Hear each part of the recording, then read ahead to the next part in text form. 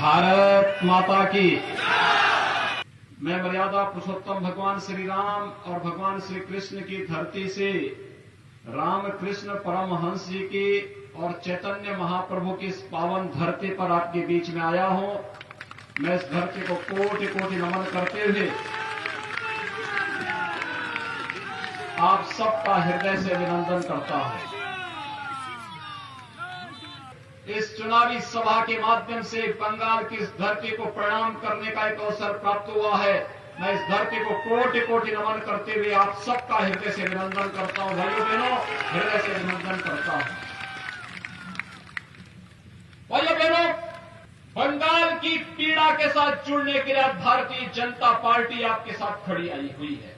बंगाल कभी भारत का समृद्ध राज्य माना जाता था।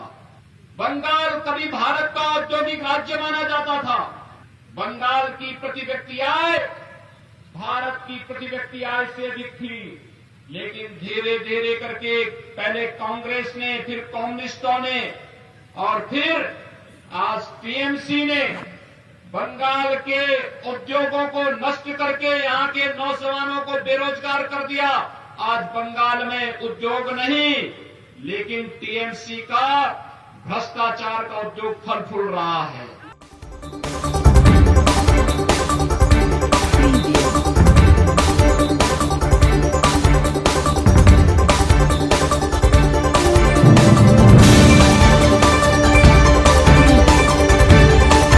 आप देख रहे हैं अखबार।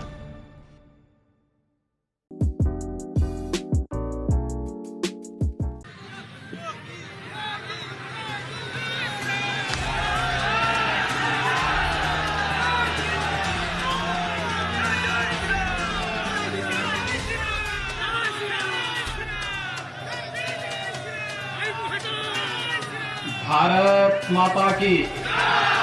भारत माता की। भारत माता की। वंदे वंदे वंदे। আমি বাংলার পবিত্র মাটিকে প্রণাম করেছি। যেখান থেকে गुरुवर रविंद्रनाथ टैगोर,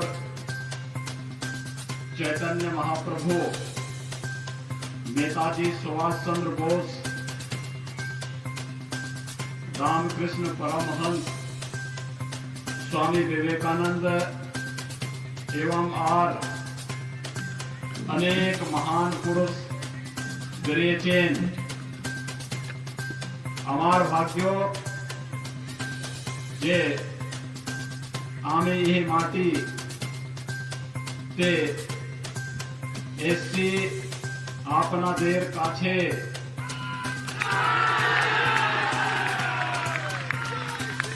मंच पर उपस्थित भारतीय जनता पार्टी के वरिष्ठ नेता श्रीमान जयप्रकाश मजूमदार जी, जनप्रिय प्रत्याशी श्रीमान विकास कामिला जी, श्रीमान अरुण जाना जी, कृष्णेंद्र गैन जी, स्वरूप सुंदर मैती जी, श्यामा प्रसाद हल्दर जी, सत्यव्रत गिरी जी, मिलन कुमार दास जी, पलाश राणा जी, अशोक कायत जी, वरुण भूमिया जी, दिलीप जाना जी, असित मंडल जी, कैलाश चंद भूरिया जी और यहाँ पर लोकसभा के प्रभारी के रूप में काम कर रहे श्री मान सिंह गोस्वामी जी, भारी संख्या में इस सागर असेंबली कॉन्स्टिट्यूएंसी से उपस्थित इस क्षेत्र के सभी भाइयों बहनों, मैं मर्यादा पुरुषोत्तम भगवान श्री राम और भगवान श्री कृष्ण की धरती से राम कृष्ण परमहंस जी की और चैतन्य महाप्रभु की इस पावन धरती पर आपके बीच में आया हूं। मैं इस धरती को कोटि कोटि नमन करते हुए सबका हृदय से अभिनंदन करता हूं। भाइयों बहनों, बंगाल की धरती भारत की सांस्कृतिक राष्ट्रवाद की धरती है। जब भी भारत किसी चुनौती से घिरा है, बंगाल भारत को उस कालखंड में मार्गदर्शन देने के लिए उपस्थित रहा है।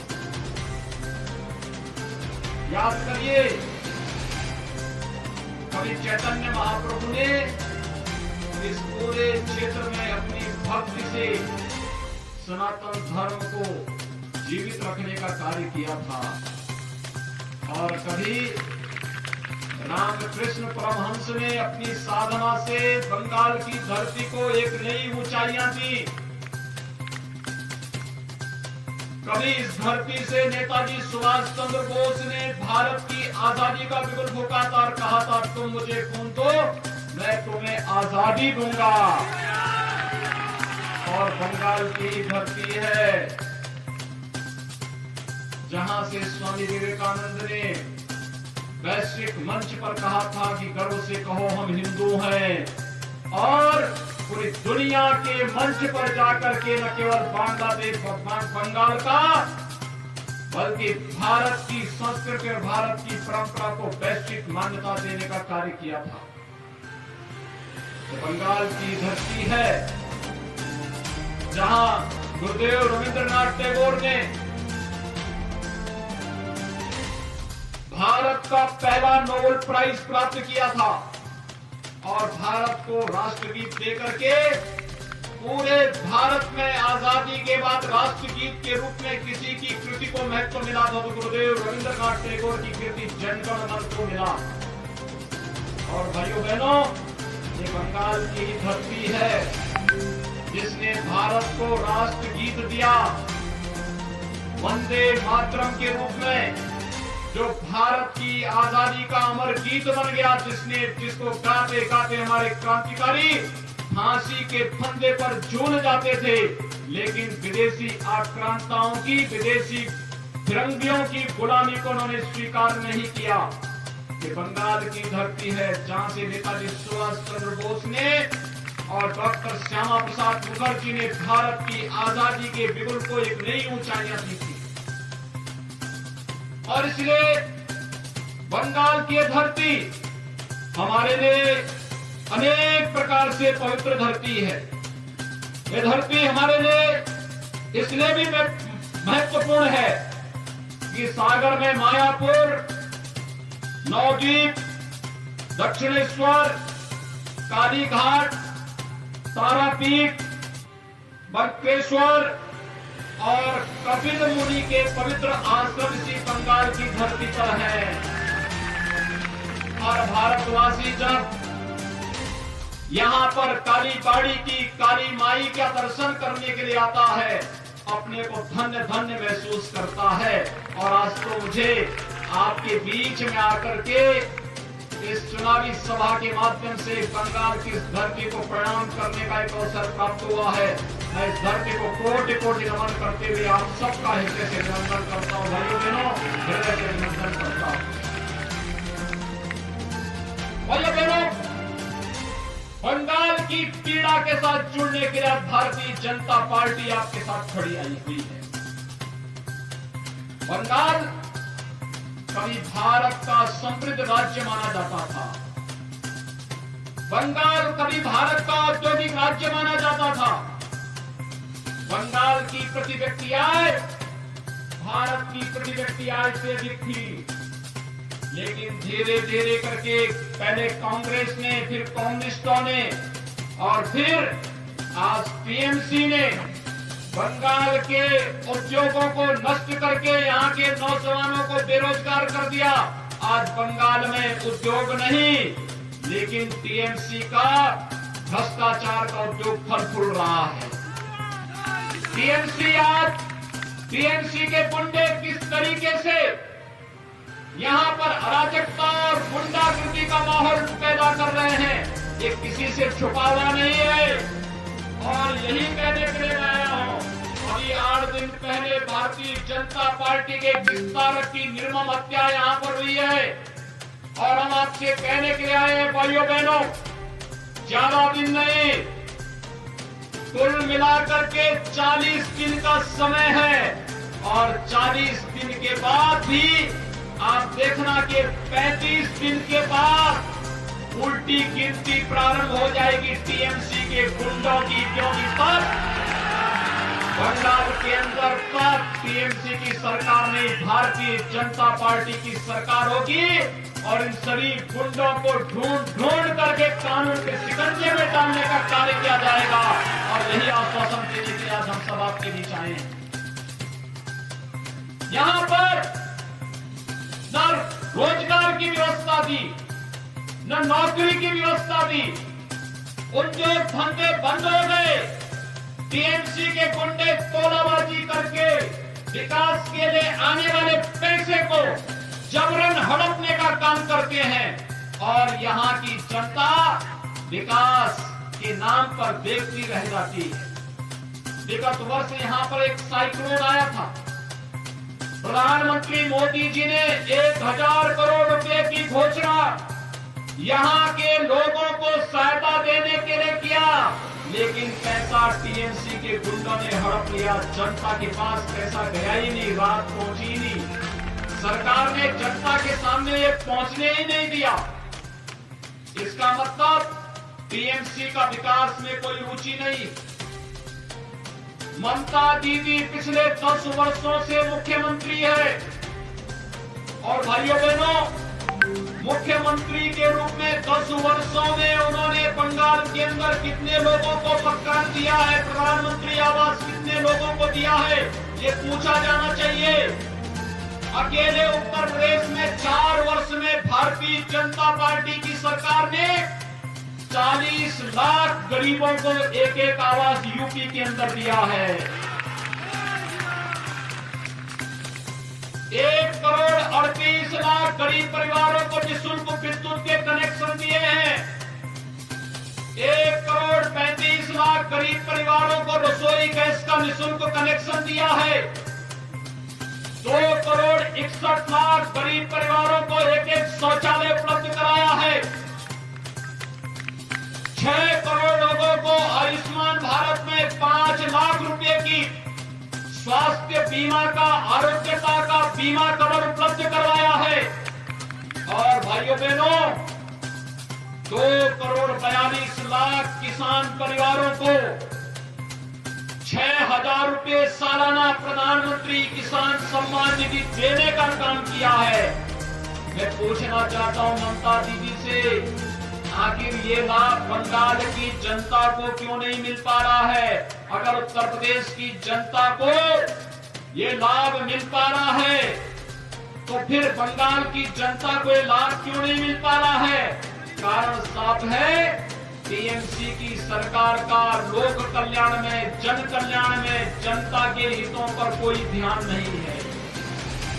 ममता दीदी इसमें कोई रुचि नहीं लेती, उनका विकास में कोई रुचि नहीं।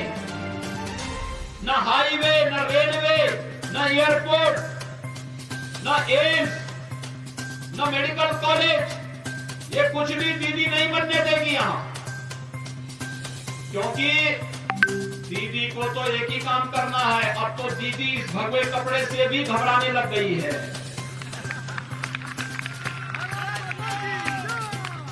ममता दीदी को मालूम होना चाहिए कि भगवा भारतीय संस्कृति का प्रतीक है। आप सामने देख रहे होंगे भवन, और सामने एक और भवन, ये भी भगवे रंग से रंगे हुए हैं। ये भारतीय परंपरा की प्रतीक है। यही भगवा था जिसे लेकर के चैतन्य महाप्रभु भक्ति का गीत गा करके गली गली में जाकर के भक्ति का संदेश देकर के व्यापक जन जागरूक करके उस कालखंड में बंगाल को बचाने का काम किए थे। यही भगवा था जिस भगवे को पहन करके स्वामी विवेकानंद ने वैश्विक मंच पर जाकर के कहा था, गर्व से कहो हम हिंदू हैं, और हिंदू धर्म और संस्कृति की अलग दुनिया के अंदर दिखाने का काम किया।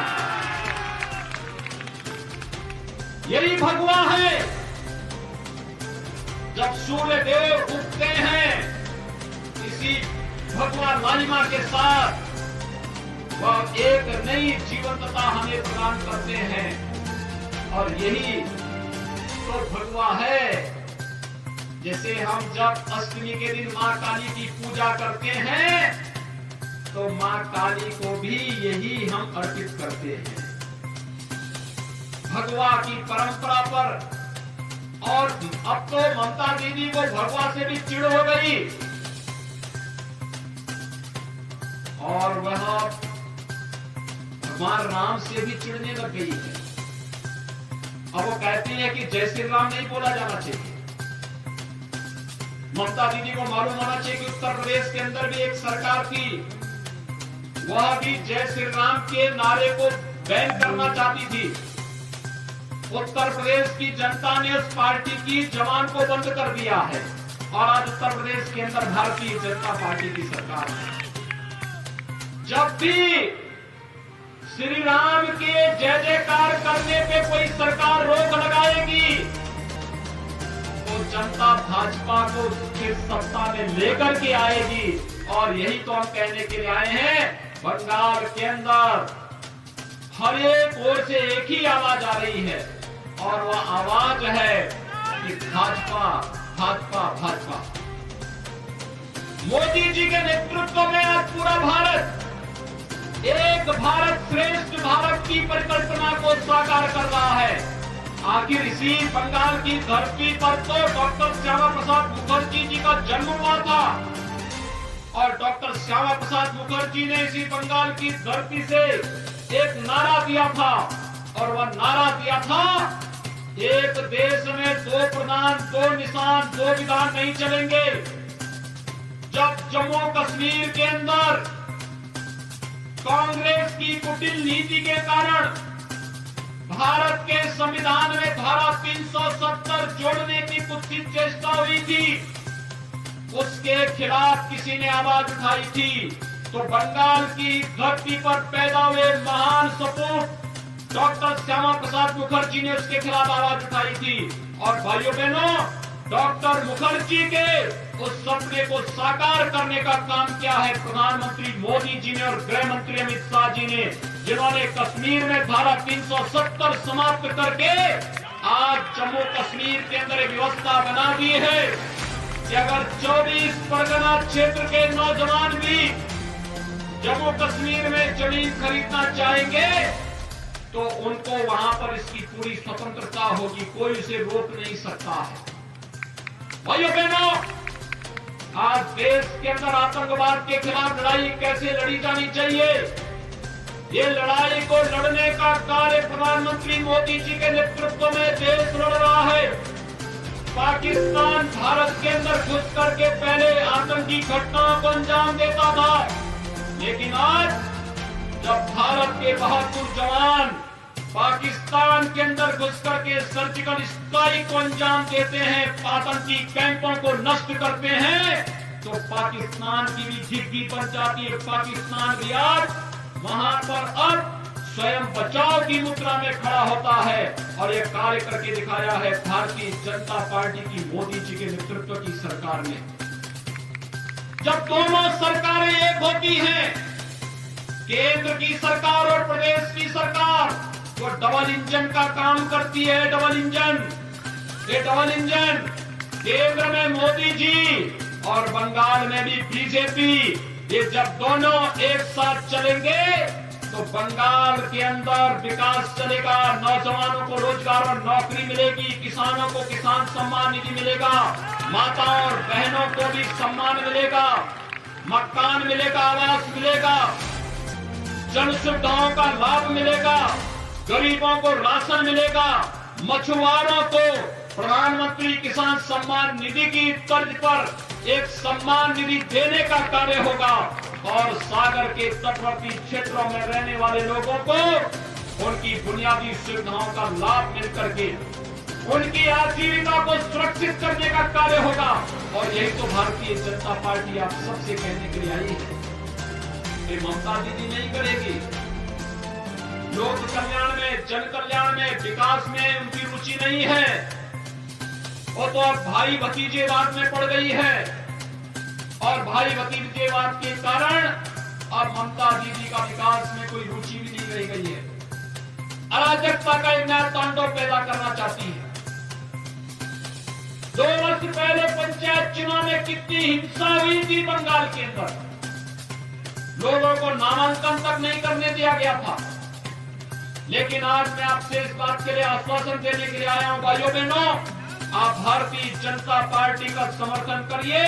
भारतीय जनता पार्टी आपकी सुख समृद्धि और उज्जवल भविष्य के साथ कदम से कदम मिलाकर के भारतीय जनता पार्टी का कार्यकर्ता आपके साथ मिलकर के कार्य करेगा। और यही आश्वासन देने के लिए आज हम सब आपके बीच में यहां पर आए हैं कि भारतीय जनता पार्टी ने श्री विकास कामिला को अपना प्रत्याशी बना करके इस सागर असेंबली कॉन्स्टिट्यूंसी से आपके बीच में उतारा। श्री विकास कामिला आपके बीच के एक जुझारू प्रत्याशी है। इन्होंने आपके बीच में संघर्ष किया है।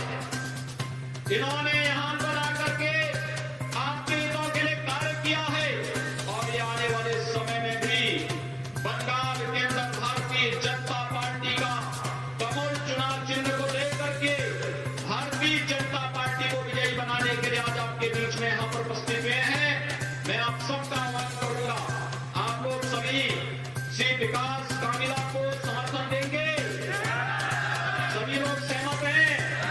इधर भी सभी लोग मेरे साथ बोलेंगे, दोनों हाथ ला करके मेरे साथ बोलेंगे। इधर भी जो भी जहां भी है मेरे साथ बोलेंगे। जय जय श्री राम, जय जय श्री राम, जय जय